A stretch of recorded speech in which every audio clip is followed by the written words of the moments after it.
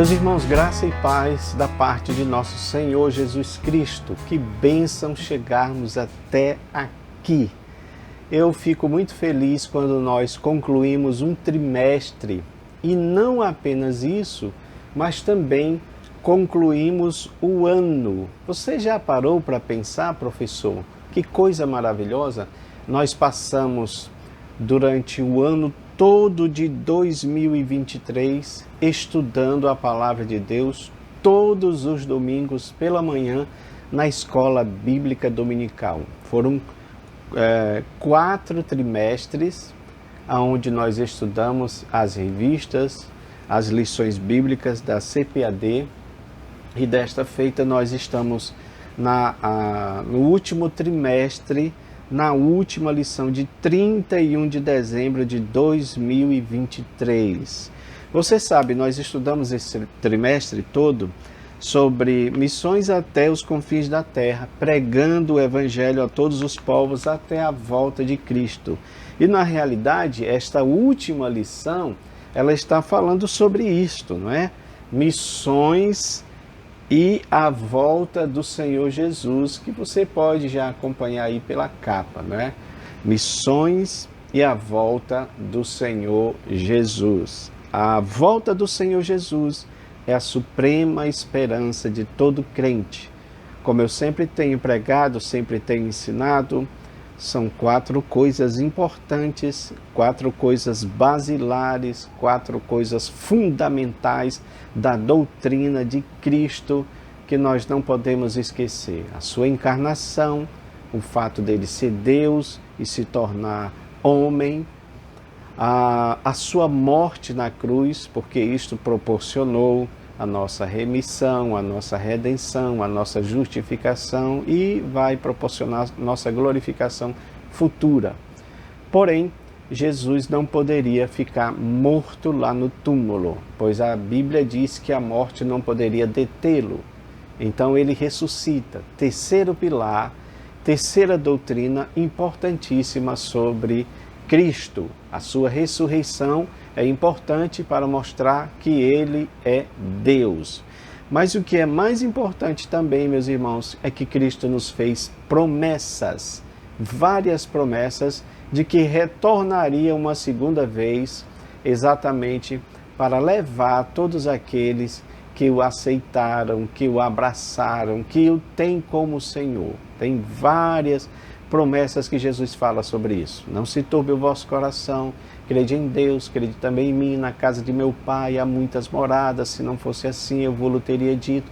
Vou preparar lugar, e quando eu for e vos preparar lugar, virei outra vez e vos levarei para mim mesmo, para que onde eu estiver, vocês estejam também. Tá bom?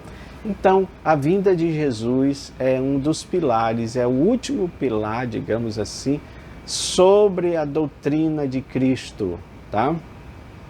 E nós chegamos então nesta lição, meus irmãos, missões e a volta do Senhor Jesus. É interessante que esta última lição, ela faz coro com o próprio título, né, do trimestre, até os confins da terra, pregando, melhor dizendo, o Evangelho a todos os povos até a volta de Cristo. Então, a pregação do Evangelho precisa ser até a volta do Senhor Jesus.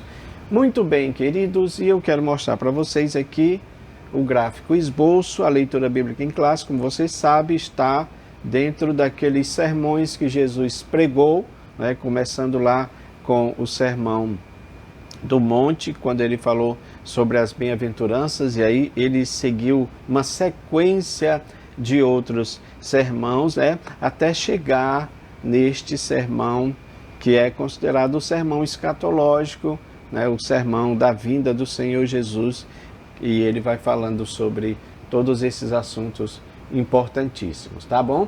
A nossa lição, meus irmãos, ela se divide apenas em 2 pontos, tá? Alcançando o mundo até que Cristo volte, este evangelho do reino será pregado, a urgência da tarefa. O segundo ponto fala sobre a volta de Jesus atrelada à obra missionária, que é exatamente o motivo pelo qual eu falei aqui da capa, não é, do tema da capa, não é? pregando o evangelho a todos os povos até a volta de Jesus. Uma coisa tem a ver com a outra. A urgência da pregação do evangelho é por causa da volta de Cristo, que é certa, ok? E aí nós temos os subpontos: a relação da volta de Jesus e as missões, o chamado para a igreja. Queridos, o texto áureo está em Mateus 24:14. Este evangelho do reino será pregado em todo o mundo, em testemunho a todas as gentes, então virá o fim. Tá bom? A verdade prática diz o seguinte: a grande comissão deve ser cumprida antes do arrebatamento da igreja, ok? Vamos lá para o nosso primeiro ponto, para nós entrarmos logo aqui nessa lição importante. Sempre lembrando, palavra-chave, retorno, porque está falando da volta de Cristo, do retorno de Cristo, tá bom? Da parousia, ou seja, do retorno do rei. Essa palavra parousia, se refere ao retorno de um rei, quando ele se ausentava por algum motivo do seu reino e agora ele está voltando para o seu reino. Então isso é chamado de parousia, tá bom? O nosso rei se ausentou, o nosso rei foi elevado às alturas, foi recebido na glória, mas ele prometeu voltar novamente. Aleluia! Esta é a nossa esperança. Queridos, eu também fiz um adendo aqui nesse gráfico para falar sobre essa parte do evangelho que será pregado em todo o mundo, então virá o fim, tá bom? O nosso primeiro ponto, que você pode acompanhar aí, está falando sobre alcançando o mundo até que Cristo volte. Você sabe muito bem que há uma urgência na pregação do evangelho, mas nós temos aqui esse ponto que fala sobre isso, né? E este evangelho do reino será pregado, tá? Que é exatamente o que eu coloquei aqui como um adendo ao nosso gráfico, já que nós não temos o terceiro subponto, e eu fiz aqui por conta própria, mas você, digo a mesma coisa que falei na aula passada, você está livre para aproveitar esta ideia ou não, tá bom? Penso eu que é importante porque está dentro da lição, está explicando esta lição, tá? É este ponto aqui. Quando diz o evangelho do reino será pregado, aí há uma discussão entre os teólogos que falam sobre o evangelho da graça e o evangelho do reino. Alguns falam que o evangelho da graça é este evangelho dessa dispensação da graça. E o evangelho do reino seria o evangelho da dispensação milenial, né? Já que haverá remanescentes que vêm da grande tribulação. Haverá pessoas que vão nascer no período milenial e essas pessoas também precisarão ouvir a respeito de Cristo, a respeito do reino dele, o reino milenial que já vai estar instalado aqui. Então alguns fazem esta diferença. Creio eu, meus irmãos, que é só uma questão de nomenclatura, porque o evangelho não muda. A graça vai estar lá no período milenial, tá bom? E a ideia do reino já está, porque Jesus diz, o reino de Deus já está entre vós. É aquela questão que os teólogos falam do já, ainda não. Quando Jesus disse, o evangelho já está entre vós. Então, o evangelho do reino, o reino de Deus já está entre vós. Por quê? Porque é a mentalidade do reino, porque é a espiritualidade do reino que já estava entre os discípulos. O que Jesus veio trazer foi essa mentalidade do reino de Deus entre nós, tá bom? Exatamente pelo fato de que ele queria transformar o homem de dentro para fora.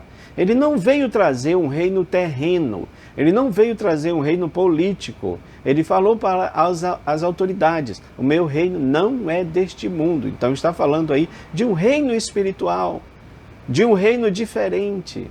de um reino que nasce dentro das pessoas, mudando as pessoas, transformando as pessoas. Este é o reino de Deus. Mas é claro que o reino, ele vai se manifestar futuramente. Por isso que é chamado de já, ainda não. O reino de Deus já está entre nós, mas ainda não na sua plenitude. E é aí que alguns falam do evangelho do reino, não é? Eu não vejo muito essa diferença, as opiniões se dividem, porque tem teólogos que são a favor, que dizem que há uma diferença, e outros que não há essa diferença. Eu mostrei aqui para os irmãos que a diferença é só a questão de época, porque a questão dispensacional, podemos dizer assim, tá bom?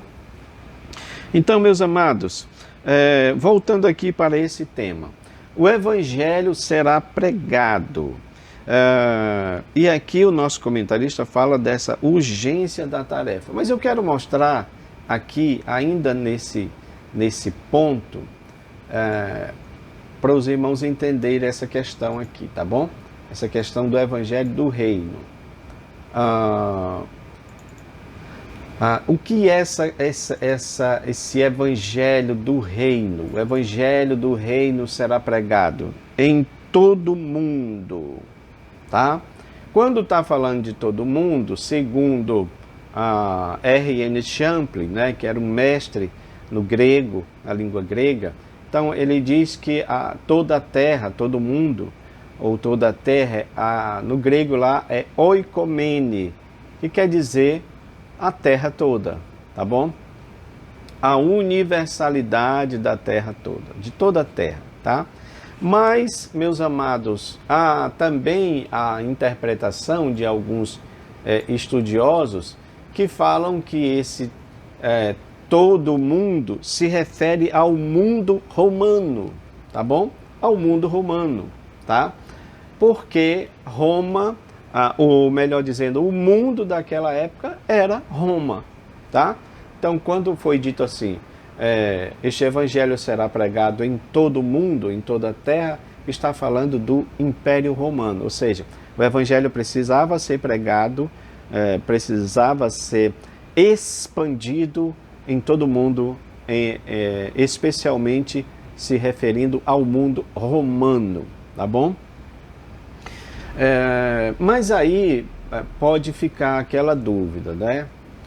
O Império Romano abrangeu todo mundo de fato? Será que a gente pode dizer que as tribos, as etnias, todas estavam sujeitas ao Império Romano? Então, se não estavam sujeitas, então nós podemos dizer que isso se cumpre em parte. O evangelho é pregado em todo o mundo romano, mas não pode-se dizer que foi pregado em toda a terra, tá bom?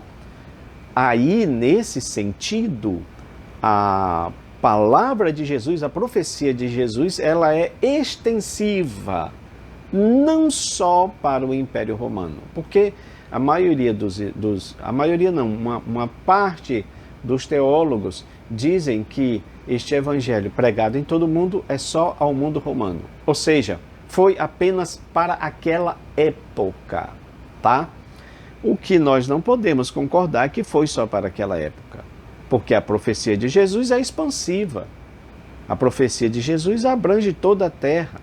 A profecia de Jesus está falando, como colocamos bem aqui, de uma universalidade. Então não é só para o mundo romano, é para toda a terra. Aí ela adquire esse aspecto profético futuro, tá? Então, quando esse evangelho for pregado em todo o mundo, aí virá o fim. A outra interpretação, seguindo essa ideia do Império Romano, né, de alguns estudiosos, é que esse fim, Jesus estaria se referindo a Jerusalém e também ao Templo de Jerusalém. Ou seja, Jerusalém seria destruída, né, chegaria o fim de Jerusalém, e o templo também chegaria ao fim, uma vez que ele falou que não ficaria pedra sobre pedra que não fosse derribada. Então ele estava falando do templo que seria destruído, do templo que findaria ali. É claro que está falando de um cumprimento local, e isto aconteceu. Ano 70, general romano Tito cercou a cidade, todos nós sabemos a história, né? Um cerco que durou 6 meses, um cerco que foi muito pesado para eles. Eles queriam resolver a questão na diplomacia, mas como não conseguiram, os judeus, a rebelião daquela época não cedeu, então eles entraram, invadiram, mataram muita gente, mataram inclusive mulheres grávidas, e destruíram o templo, colocaram o templo abaixo, não ficando nenhuma pedra em cima de outra pedra. E isso quer dizer organizada, uma parede, não é? As pedras viraram monturo, todo o templo foi destruído. Então isso aconteceu literalmente. Jerusalém foi destruída e o templo também foi finalizado. Mas, irmãos, mas a gente pode dizer que esse fim que Jesus estava se referindo era a esse fim, ao fim de Jerusalém e ao templo? Poderia ser como cumprimento de uma profecia mais próxima, digamos assim, né? Aí também entra aquele recurso que eles falam de uma ambiguidade na questão profética, na questão da interpretação, né? Ou como se fosse um duplo sentido da interpretação, tá? Ele teria um cumprimento mais próximo àquela época de Cristo, mas teria também um outro cumprimento mais distante. E aí nós podemos afirmar que de fato está falando do fim desta era, da era atual, da era em que nós estamos vivendo. Poderia ser das outras eras passadas? Sim, poderia. Mas nós estamos falando da era em que nós estamos vivendo, porque não se cumpriu todas as profecias de Cristo, especialmente no que se refere à volta do Senhor. Então é claro que esse fim se refere à era atual em que nós estamos vivendo, tá bom? Eu gostaria de mostrar para os irmãos uma pequena enquete que nós fizemos aqui, tá? E é o seguinte, que eu coloquei aqui como pergunta. Eu escrevi primeiro algumas afirmações, mas aqui nós temos as perguntas. Por exemplo, o Evangelho foi pregado em todo o mundo daquela época, que foi o que nós falamos aqui. A gente pode dizer que todo o Império Romano foi pregado o Evangelho, ou que o Império Romano abrangeu todos os povos? Evidentemente que não. Então ficaram pessoas que não ouviram, nunca ouviram falar do Evangelho. Como a gente pode dizer que hoje também, não é? Há tribos em que elas são completamente hostis e elas não conhecem a civilização. Então o Evangelho não foi pregado a elas. Isso é algo lógico, não é? Outra pergunta importante: houve cumprimento de todos os sinais da vinda de Cristo? Jesus falou de vários sinais. E esses sinais, todos eles se cumpriram? Evidentemente que não, tá? Por exemplo, quando Jesus faz alusão à profecia de Daniel, quando vocês olharem para o abominável da desolação no lugar santo, quem lê, entenda. E aí é claro que você vai lembrar do que aconteceu com a revolta lá dos Macabeus e com a investida do general de Alexandre, não é? Que entrou lá, que matou uma porca, colocou no altar, não é? E de fato aquilo ali foi muito agressivo para os judeus, né? Alguém pode dizer que isso se refere a essa profecia, mas como Jesus falou de algo que ainda iria acontecer, já que essa profanação do templo, não é, foi antes de Cristo, tá bom? Então, é muito provável que Cristo está falando de uma outra profanação que ainda iria acontecer. Alguém poderia dizer que esta profanação seria relativa ao ano 70, que foi esse que nós mencionamos aqui, quando o general romano Tito destruiu Jerusalém e o templo, tá? Mas não houve profanação nesse sentido, tá bom? De que Jesus está falando? De alguém que vai assentar lá na tampa do propiciatório, e vai exigir adoração como se ele fosse Deus, né? E tudo isso aponta para uma atividade do anticristo que vai acontecer no futuro. Então a gente pode dizer, meus irmãos, que não houve esse cumprimento da profecia. Nem todos os sinais relativos à volta do Senhor, à volta em glória do Senhor, aconteceram, tá bom?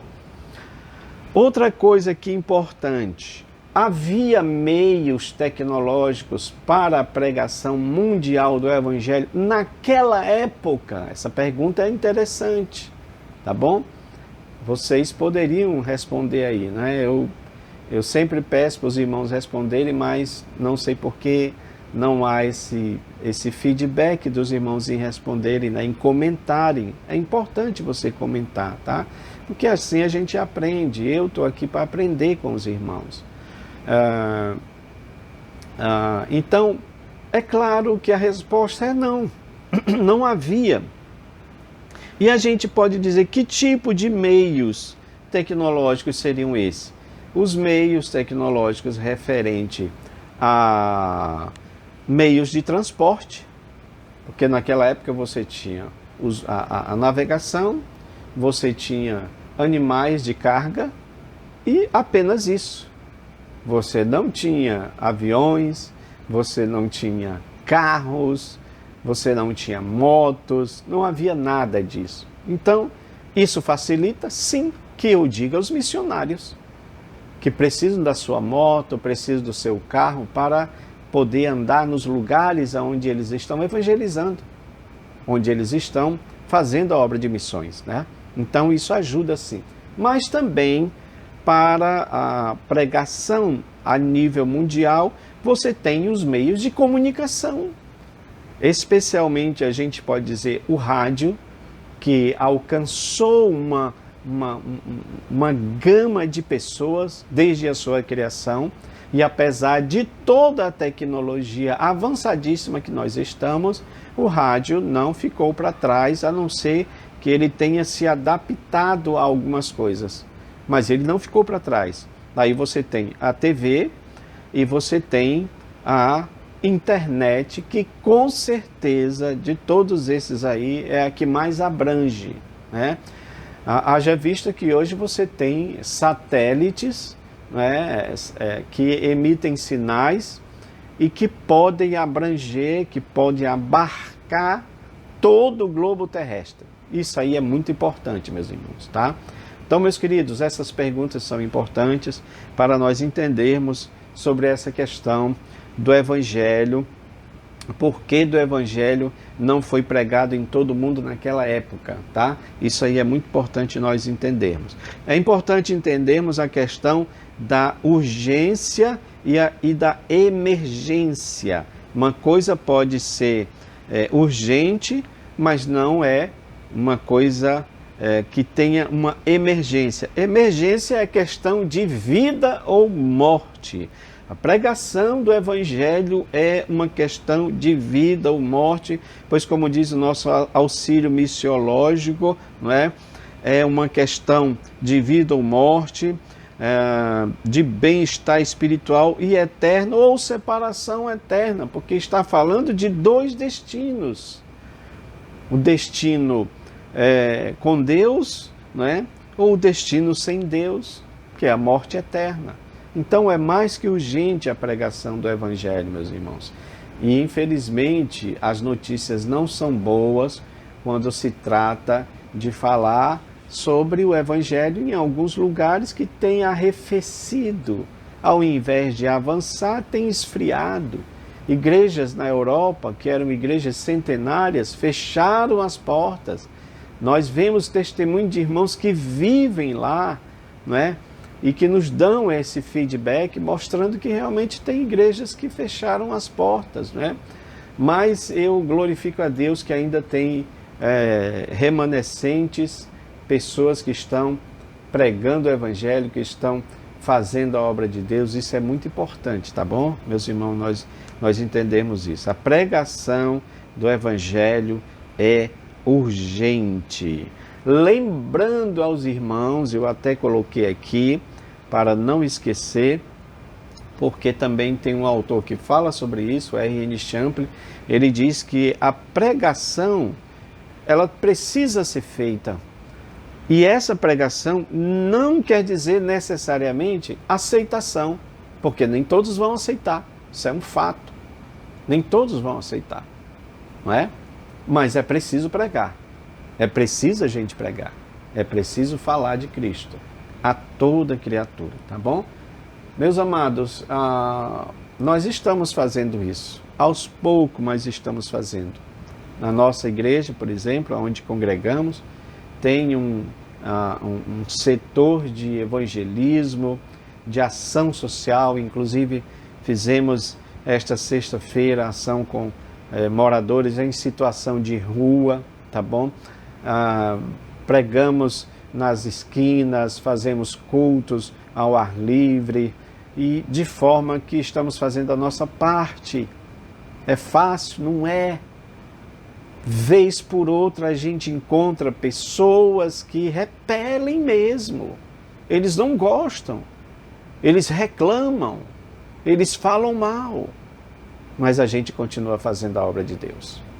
Eu louvo a Deus que esse trabalho que acontece na nossa igreja, a pessoa que está na frente tem esta chama evangelística e não parou.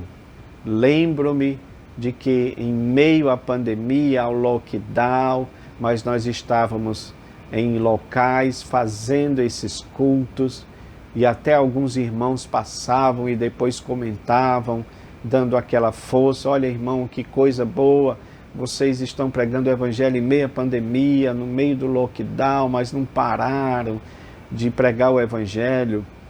Então, eu glorifico a Deus, irmãos, que esse é um trabalho que Deus nos mandou a fazer e nós estamos fazendo. Mesmo, particularmente, eu não me acho alguém que tenho chamado, porque tem pessoas que têm uma facilidade, não é, com a questão evangelística, sabe abordar as pessoas. Particularmente, eu acredito que não tenho muito isso, mas estamos lá ajudando, estamos lá fazendo alguma coisa, ou cantando hino, ou pregando a palavra, ou entregando uma literatura. Estamos fazendo alguma coisa, tá bom? Segundo ponto aqui, para nós irmos para um final: a volta de Jesus atrelada à obra missionária, a relação da volta de Jesus com missões. E aqui entra esse ponto, né, que nós estávamos falando, sobre o Evangelho ser pregado em todas as nações, tá? O nosso comentarista, ele deixa claro aqui que é como se Cristo tivesse ligado, né, a segunda vinda à evangelização mundial. E ele cita aqui Billy Graham, né, para falar sobre esse ponto, tá bom?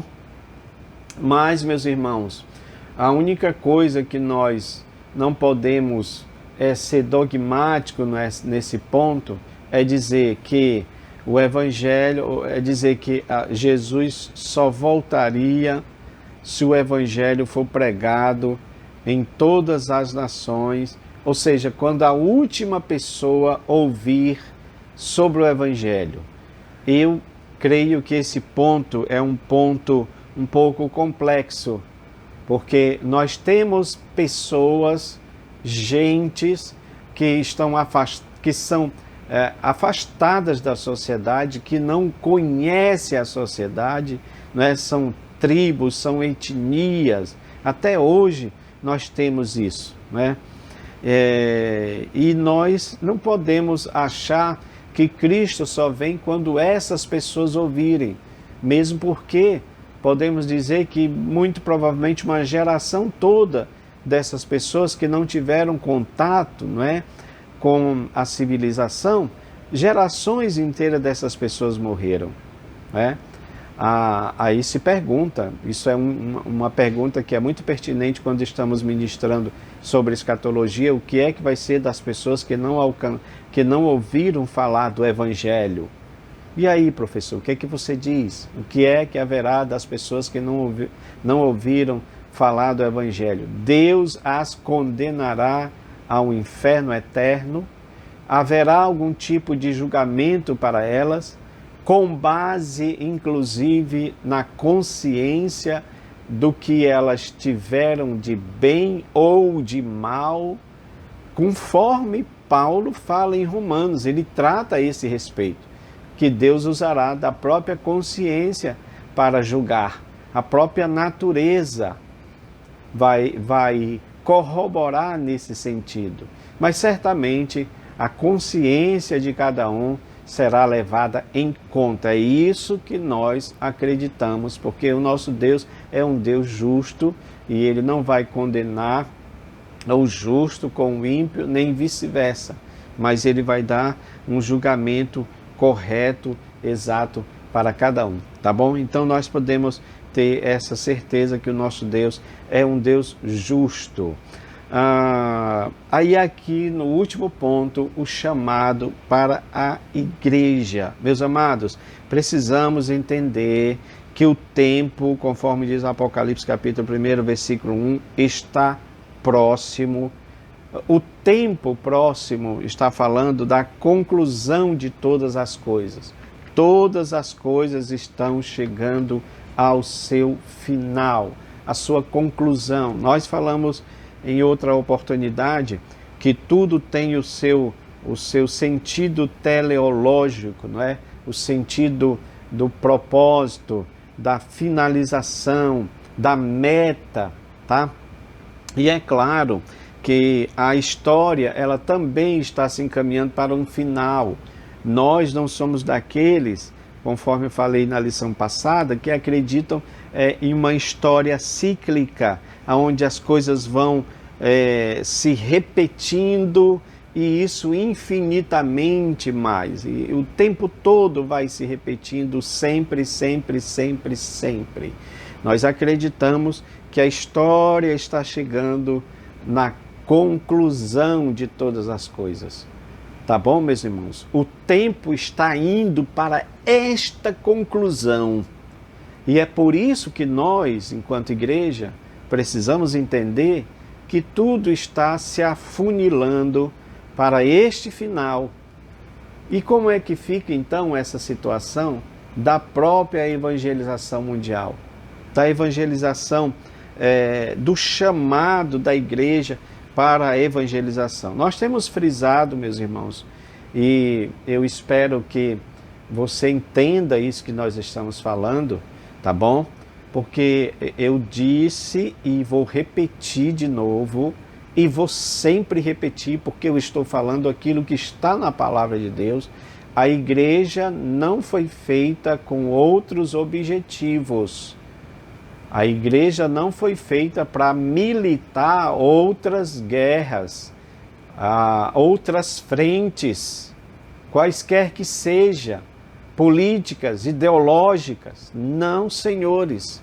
A igreja foi feita para militar a batalha do Evangelho, a pregação do Evangelho. Então é preciso haver despertamento, meus irmãos. Porque tem uma igreja lá fora, dessa feita em que nós visitamos vários pontos, porque esse evangelismo, vamos colocar aí algumas imagens, esse evangelismo que foi feito na madrugada, nós visitamos vários pontos e encontramos pessoas, inclusive pessoas que eram cristãs, nós parávamos, conversávamos com as pessoas, cantávamos os hinos, e eles cantavam com a gente, e depois relatavam que eram também da igreja, que tinham pertencido a alguma igreja, e conversando com alguns irmãos que estavam ali, nós ficamos assim pensando que esta é a função da igreja. A igreja é para fazer isto. A igreja é para ir atrás dos perdidos. A igreja é para buscar esta outra igreja que está nas ruas, mas que ainda não foi alcançada.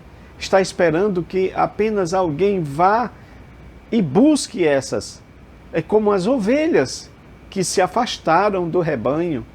E o bom pastor vai lá e busca as ovelhas. Cuida das feridas, cuida da machucada, cuida que está com algum ferimento, vem e traz para o redil. É assim que a igreja faz. Este, meus irmãos, é o papel da igreja, não é outro.